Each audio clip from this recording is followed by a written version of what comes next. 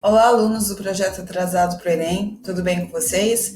Eu sou a Laura, professora de Química. Não sei se vocês lembram de mim do videozinho de apresentação, mas sou eu que vou estar aí com vocês nessa nova empreitada, nesse novo projeto, tentando fazer com que a Química, que às vezes é uma matéria tão complicada e que muitos ficam assustados, se torne um pouquinho mais fácil. A Química ela é dividida em Química Geral, Físico-Química, Química Inorgânica, Orgânica e Química Ambiental. Nós iremos passar por todas as áreas da química, por os tópicos que estão dentro de cada área. Porém, como a gente está em maio, mesmo com o adiamento do Enem, nosso prazo é um pouquinho apertado, eu vou passar por alguns tópicos um pouco mais rápido, tópicos que eu fiz um levantamento e não são tão visados no Enem. Já os assuntos mais relevantes, a gente sempre vai trabalhar um pouquinho mais. Eu sempre vou tentar passar pela teoria e dar um exemplo de exercício de cada assunto, exercícios do próprio Enem, para que vocês comecem a familiarizar como que isso é cobrado no Enem. O Enem requer muito conceito e a leitura das questões para a gente interpretar o que está sendo pedido. Espero poder ajudar vocês nessa etapa e qualquer dúvida, conte comigo, seja pelo Facebook, pelo YouTube, e aí a gente vai começando aí a nossa aula. A química que nós estudaremos será a Química Geral. Nós passaremos por todos esses tópicos, então, transformações físico-químicas, propriedades da matéria, separação de mistura, atomística, tabela periódica, as ligações químicas, geometria molecular, polaridade, interações intermoleculares, mol e estequiometria. Para nossa primeira aula, eu separei as transformações físico-químicas e as propriedades da matéria. Então, para a gente começar, eu sempre começo com a definição de química. Como que a gente define química? Química, ela estuda a transformação da matéria. E aí eu coloquei ênfase em duas palavras, transformação e matéria, para a gente começar o nosso estudo. Então, matéria seria um agregado de partículas que tem massa e ocupa lugar no espaço e apresenta peso. Essa é a definição. Então, o que seriam esses agregados de partículas? Seriam tudo que a gente conhece. E aí essas partículas elas podem estar agregadas de 3 estados diferentes, que é o estado sólido, líquido ou gasoso. O estado sólido ele é caracterizado pelas partículas estarem juntas, bem próximas uma das outras, sem espaçamento, sem mobilidade nenhuma. A gente fala que o estado sólido ele tem volume e forma constante. Quando nós colocamos água numa forma e levamos ao congelador, a água ela tem uma característica especial de expansão, só que ela vai adquirir a forma da forma que a gente colocar no congelador. Já o líquido tem um espaçamento entre esses átomos, entre essas moléculas. Então, o líquido ele tem um volume constante e tem uma forma variável. Por exemplo, se eu colocar 500 ml, é 500 ml. Só que se eu colocar numa jarra, ele vai ter um formato. Se eu colocar numa bacia, ele vai ter outro formato. Então, a gente tem forma variada. Já o gás tem um espaçamento muito grande entre as moléculas, porque o gás ele tem a capacidade de expansão. Então, a gente não consegue definir, ter uma constante nem no volume e nem na forma. Então, quando a gente pensa em matéria, eu tenho que pensar nessas partículas. Tudo que a gente vê é constituído de partículas. E a gente tem esses 3 estados físicos. Já quando eu penso em transformação, eu tenho basicamente 2 fenômenos. O primeiro, que é a transformação física, quando não há formação de novas substâncias. Essa transformação física, ela é uma mudança de estado físico, porque na mudança de estado físico a gente mantém a mesma composição, muda o estado de agregação, ou quando eu simplesmente mudo a forma. Por exemplo, quando eu pego uma folha de papel e rasgo ela. Mudou. Visualmente eu tenho uma evidência, só que o papel continua sendo papel. Se eu pegar uma latinha de refrigerante e amassar, continua sendo a mesma composição, porém visualmente diferente. E a gente pode pensar nas transformações físicas também. Por exemplo, nessa imagem que eu tenho o gelo, a água líquida e a água evaporando. Não deixa de ser água. A gente tem H2O em todas as 3 situações. Só que a gente muda o estado de agregação, como essas moléculas de água estão unidas. E a transformação química? Já a transformação química é a reação química. A gente vai ter formação de novas substâncias. E por que há essa formação de novas substâncias? As moléculas, as ligações do meu reagente, elas são quebradas, rearranjadas e reestruturadas para formar novas substâncias. E aí formar o que a gente chama de produto. Essas reações, elas são sempre acompanhadas de evidências. Quando eu falo em evidência, é algo visual mesmo. Por exemplo, alteração na cor. Quando eu boto fogo no papel, ele vai ter uma alteração visual, ele vai ficar preto e formar cinza, liberar a fumaça. Então, seria uma evidência de uma transformação química. Surgimento de chama ou luminosidade, quando eu ponho fogo na vela, ou no álcool, ou a explosão dos fogos de artifício, indicam uma reação química. Outra evidência que nós podemos citar é a liberação de gás. A efervescência, quando a gente coloca, por exemplo, um antiácido na água ou uma vitamina C. O fato também, por exemplo, o bolo, ele cresce por causa da liberação de gás, formado ali pela reação do fermento. E a última evidência que eu trouxe aqui é a formação de um sólido. Algumas reações em laboratório a gente verifica que está ocorrendo porque no fundo do recipiente ocorre a formação de um precipitado, de um sólido. Então, essa parte indica o que é matéria e a diferença entre as transformações físicas e químicas. Isso aqui costuma cair um pouco no Enem, de forma direta. Então, a gente tem que lembrar sempre que a transformação física, a gente não forma novas substâncias, já a transformação química, eu tenho formação de novas substâncias. E aí, o nosso próximo assunto, que tem a ver com o que eu acabei de falar, que é a parte da matéria, é a relação das propriedades da matéria. As propriedades da matéria são algo que define e podem ser propriedades gerais ou propriedades específicas. As propriedades gerais são aquelas comuns a todos os tipos de materiais, como, por exemplo, a massa, a impenetrabilidade, que é o fato de dois corpos não poderem ocupar o mesmo lugar, a compressibilidade, que é quando eu exerço uma pressão num material e ele diminui de tamanho, volume, a divisibilidade, que é a capacidade de dividir uma substância, um material, temperatura, cor e a elasticidade, é a capacidade dele ser elástico, então dele poder ser esticado sem se romper. Já as propriedades específicas são propriedades que variam de acordo com os materiais, como, por exemplo, ponto de fusão, ponto de ebulição, densidade, calor específico, que é a quantidade de caloria, para a gente aumentar 1 grau Celsius para cada grama da substância, a solubilidade e a dureza. Então, quando eu falo em propriedades específicas, são propriedades que são específicas, definidas de cada material. E aí a gente consegue separar uma substância da outra utilizando essas características. Já as propriedades gerais, se eu falo que eu tenho duas substâncias, uma com massa de 15 gramas e outra com massa de 30 gramas, eu não vou conseguir definir qual é qual. Agora, quando eu penso no ponto de fusão ou no ponto de ebulição, vão ser diferentes para cada substância.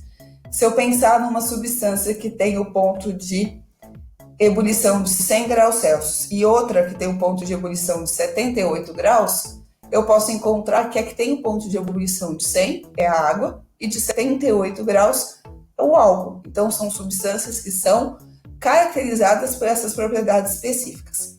Para a gente falar um pouco sobre elas, eu trouxe aqui um diagrama de mudança de estado físico. Então, eu tenho estado sólido, líquido e gasoso, que eu já tinha comentado com vocês no slide anterior. As mudanças de estado, que são sempre importantes a gente ter definido na nossa cabeça. Então, o estado sólido para o líquido é chamado de fusão, líquido para o gasoso, vaporização. Só que aqui a gente chama de ponto de ebulição. Por quê? Dentro do processo de vaporização, eu posso encontrar 3 outros nomes: a evaporação, a ebulição e a calefação. A diferença entre eles é a temperatura que ocorre essa transformação. A evaporação é um processo lento, com uma temperatura menor, temperatura ambiente, por exemplo, quando nós colocamos a roupa no varal.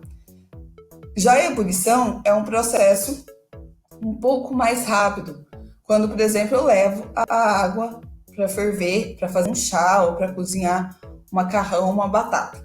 Então, a gente observa que ela fica na chama, quando chega numa determinada temperatura, no caso da água 100 graus Celsius, ela começa a formar aquelas bolhas. E a calefação é um processo mais rápido ainda, ele é instantâneo, que a gente pode observar quando a gente tem uma superfície muito quente, a gente joga água, a gente escuta aquele barulho característico da água passando do estado líquido para o estado gasoso. Já a volta do gás para o líquido é chamado de liquefação ou condensação, e líquido para sólido de solidificação. E a gente observa que tanto de sólido para gás quanto de gás para sólido é chamado de sublimação. Tá? A gente conhece mais os processos que ele passa diretamente do estado sólido para o estado gasoso, por exemplo, o gelo seco, que é o gás carbônico, mudando de sólido para gás, e a naftalina, que é uma pastilha que nós costumamos colocar no guarda-roupa. Aqui mostra também a relação da temperatura, então, do sólido para o líquido, do líquido para o gás, é preciso aumentar essa temperatura, e do gás para o líquido, do líquido para o sólido, diminuir a temperatura. Então, com base nas mudanças de estado, eu tenho uma curva de aquecimento aqui, no caso característico da água, que eu tenho um gráfico de temperatura por tempo, e ele mostra que eu tenho água no estado sólido, né, que a gente chama de gelo, até a 0 graus. Quando chega a 0, que tem esse primeiro patamar, ele é chamado de fusão. Aqui eu tenho um equilíbrio entre o estado sólido e líquido. A temperatura ela não se altera até que todas as moléculas que estejam no estado sólido passem para o estado líquido. Quando ocorreu toda essa transformação, a temperatura volta a subir e a água líquida ela existe na temperatura maior que 0 e menor que 100. Quando chega em 100, ele entra num outro patamar, que é o ponto de ebulição, que eu tenho um equilíbrio novamente entre o estado líquido e o estado gasoso. Então, a molécula de água, no estado líquido, ela começa a se transformar em vapor de água, enquanto tiver os dois estados, a temperatura é mantida. Quando todas as moléculas que estavam no estado líquido passaram para o estado de vapor, essa temperatura aumenta. Então, essa seria a curva de aquecimento característica da água. Para cada substância, essa curva vai ser alterada. Por isso que a gente chama isso de propriedade específica. Só para vocês entenderem, eu trouxe aqui uma tabela com as características da água e sal comum, que no caso é o NaCl. O ponto de fusão da água é 0, do NaCl é 801. Ponto de ebulição 100, do sal 1460. Mas isso é teórico. Densidade 1 grama por ml e do sal menos 2, menos não, gente, isso aqui é só um tracinho, tá? 2,18 gramas por ml. Essas características são bem diferentes, principalmente pelo tipo de ligação. A gente vai ver mais para frente, a água é uma ligação covalente e o sal, o NaCl, é uma ligação iônica. Então, isso também está relacionado com essas propriedades específicas. Uma outra propriedade específica que é bem importante, que está aqui nessa tabela, mas a gente vai falar particularmente dela, é a densidade. A densidade é uma relação de massa com volume. E para que serve a densidade? Quando a gente pega 3 substâncias, por exemplo, água, benzeno e cloroformo, elas têm densidades diferentes. Quando a gente faz uma mistura, elas vão ter um aspecto. Como assim? Vamos lá, o que vai acontecer se eu misturar esses 3 líquidos? Quem tem o menor densidade é o benzeno, 0,9 gramas por centímetro cúbico ou ml. Se ele tem menor densidade, a gente pode considerar ele sendo mais leve. Então, o benzeno nessa mistura, ele ficaria na superfície. Já o cloroformo, que teria maior densidade, 1,53 gramas por centímetro cúbico, ele seria mais pesado. Então, quando eu misturo esses 3 líquidos, eu teria o benzeno na superfície, a água sendo intermediária e o cloroformo no final. Essa parte de densidade ela vai ser bem importante quando nós formos falar de de misturas homogêneas e heterogêneas. Várias a gente vai conseguir separar por essa diferença de densidade. Essas propriedades específicas vão ser bastante exploradas na parte de separação de mistura. A gente pode pensar na densidade quando a gente brinca na piscina. Quando a gente joga um objeto e ele flutua, ele é menos denso do que a água. Quando ele afunda, ele é mais denso que a água, certo? Só para a gente finalizar esses conceitos, eu trouxe 2 exercícios que caíram no Enem. Então, o primeiro é um exercício de 2016, que ele fala assim: o quadro apresenta alguns exemplos de combustíveis empregados em residências, industriais e meios de transporte. Então, ele está falando de 5 combustíveis aqui com temperatura de fusão e temperatura de ebulição. Ele quer saber quais são os combustíveis líquidos à temperatura ambiente de 25 graus. Esse tipo de exercício é bem comum e não é difícil, mas a gente tem que entender o que traz a tabela. A temperatura de fusão, ela é a mudança do estado sólido para o estado líquido. Já a temperatura de ebulição, de líquido para o estado gasoso. Então, a gente tem que encontrar nessa tabela a temperatura que ele pede, que é 25 graus. Para o butano, 25 graus estaria aqui, ó, maior que menos 0,5. Então, o butano seria gasoso. Já para o etanol, 25 é maior que menos 112 e menor que 78. Então, estaria aqui no meio, seria líquido. O metano, ele seria maior que menos 162. Então, gasoso. Metanol, 25 graus, se encontra maior que menos 98 e menor que 65. E o octano, 25 graus, é maior que menos 57 e menor que 126. Assim eu consigo visualizar as substâncias que estão em estado líquido, que é o etanol, o metanol e o octano. Então, letra B, certo? O segundo exercício é sobre as transformações físicas ou químicas, para a gente identificar. Então, ele vai falar que a bauxita é composta por cerca de 50% de óxido de alumínio e é o mais importante minério de alumínio. As seguintes etapas são necessárias para a obtenção do alumínio metálico. As etapas 1, 3 e 5 referem-se respectivamente a quais tipos de fenômenos. Então, vamos olhar para só as que ele está pedindo, tá, gente? Então, a primeira, ele fala da dissolução do óxido de alumínio, sendo realizada em solução de hidróxido de sódio a 175 graus, levando à formação da espécie solúvel hidróxido de sódio alumínio. Então, a gente percebe que o reagente que ele dá para a gente é diferente do produto formado. Então, eu estou tendo formação de uma nova substância. Isso é uma transformação química. E o terceiro, ele fala que quando o hidróxido de alumínio é aquecido a 1050 graus, ele se decompõe em óxido de alumínio e água. Então, ele era um hidróxido de alumínio como reagente e o produto é o óxido de alumínio e água. Então, são diferentes. Então, de novo, uma transformação química. Por último, a etapa 5, ele fala que através da passagem de corrente elétrica entre os eletrodos da cuba eletrolítica, obtém-se o alumínio reduzido do cátodo. Então, aqui na etapa 4, ele fala que o óxido de alumínio é transferido para a cuba. E na 5, ele fala que passa uma corrente elétrica eletrolítica e obtém-se o alumínio. Então, o óxido de alumínio se transformou em alumínio reduzido, em alumínio metálico. Então, reagente diferente de produto, transformação química. Então, os 3 processos que ele pede aqui, a gente percebe que os reagentes são diferentes dos produtos.